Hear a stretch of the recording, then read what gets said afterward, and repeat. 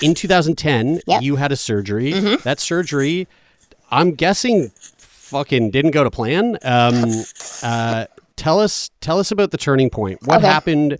How did you shift into this new body with a whole set of new problems? Okay, I'll start with a little bit of a backstory. So when I was Mhm. in grade 3, yes, I was experiencing pins and needles in my wrists.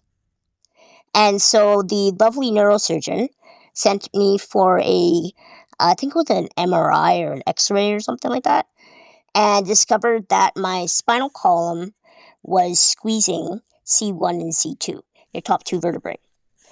And so what they did is they went in and they removed half of the bone of C1 and C2, and it took away the pins and needles. And then I would go in for routine checkups to make sure that everything was the way it was supposed to. And found out, and I did not know this could happen in humans, the bone grew back. Whoa. Yeah, that they had removed. And it was starting to gently squeeze my spinal cord. And so the neurosurgeon turned to me and my mother and said, if we don't do something about this, she could become a quadriplegic and have to bleed through a tube. Oh, wow. At which point we're like, yeah, no, we're not doing that. Take her into surgery. So they went in and they did it's called the decompression of C1 and C2. So removed the bone that they had taken out already before. And while they were in there, they were also going to fuse the top vertebrae. So they did not move as much. But during the surgery, of course, I was on my stomach. I was intubated. And when you're under anesthesia, your blood pressure drops. And unbeknownst to the surgeons or anybody, my spinal cord narrows at about C4, T4, kind of the middle boob area. And because of this narrowing, my blood did not have enough pressure to get all the way down my spinal cord. So I had what's called a spinal stroke in the middle of the surgery. Scared the living daylights out of the doctors because they were not anticipating this. The doctor or somebody came out, told my parents what had happened. They were stopping the surgery right away. And the fusion part has never happened. It's been shot to the moon and is never coming back. I refuse to let doctors touch my neck. Because I'm just like, no, been there, done that, don't need you to. So I quote unquote walked into surgery the morning of September 28, 2010, came out and could not feel my legs. Wow. Yeah.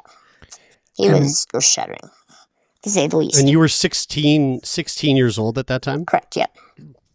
So when you have a as you called it, spinal stroke, what's happening that is preventing that then leads to the loss of feeling in your limbs? I think it was mainly because the blood couldn't get down and provide or give the oxygen and the blood to the nerves that are down there.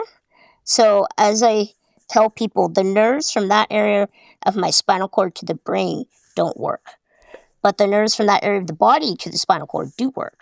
Hence, my legs will twitch every so often. And so when you wake up from that surgery and you start to, live this new life, I know you were 16 at the time, and like I don't know, like I have a pretty shit memory when it comes to like what life was like at 16 or what I thought or how I processed things. But do you recall like how drastically different did your life become after that accident compared to someone who already up to that point has been faced with so many physical challenges? How much more challenging did it become? Well, the main thing I can think of is I wasn't able to walk. Like, I had to use my wheelchair before that.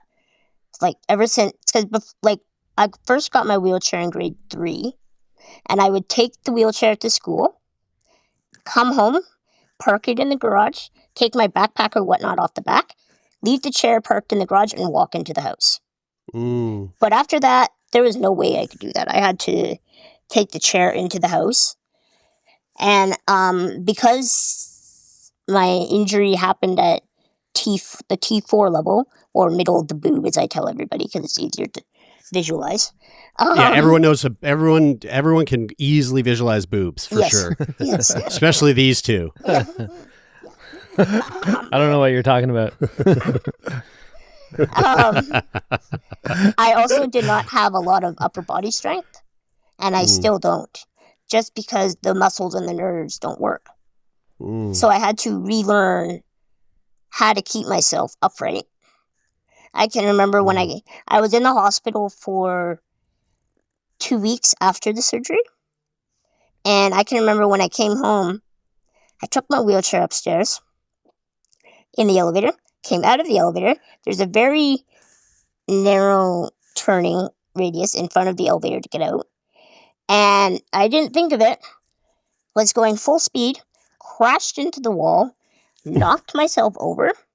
Oh no. Thankfully, my sister was living at home, and her bedroom's down the hall. She heard me freaking out.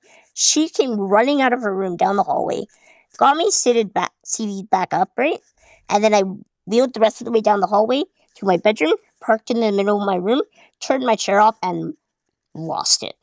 Yeah.